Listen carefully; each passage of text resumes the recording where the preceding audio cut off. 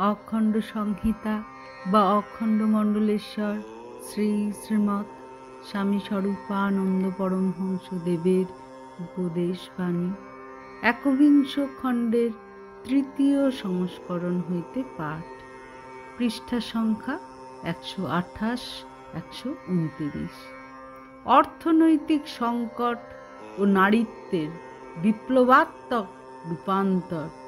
অপর একটি কিশোরের প্রশ্নের উত্তরে শ্রী শ্রী বাবামণি বলিলেন, একমাত্র অর্থনৈতিক কারণেই মেয়েদিগকে আমরা দিনের পর দিন অধিকতর স্বাধীনতা দিতে বাধ্য হব।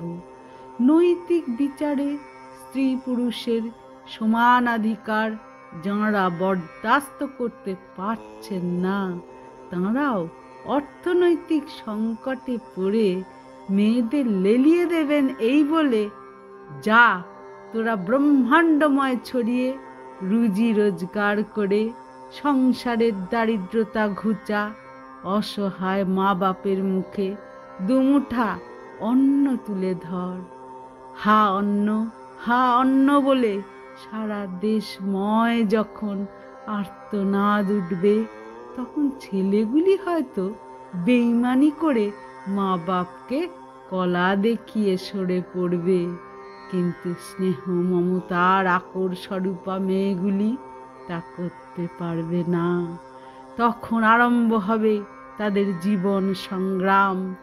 তখন দেখতে না দেখতে সামাজিক মানুষগুলির কত কত চিরসঞ্চিত সংস্কার যে নিমেষের ভূমিকম্পে ধসে খসে পড়ে হবে ধূলিসাৎ, তা বলা কঠিন।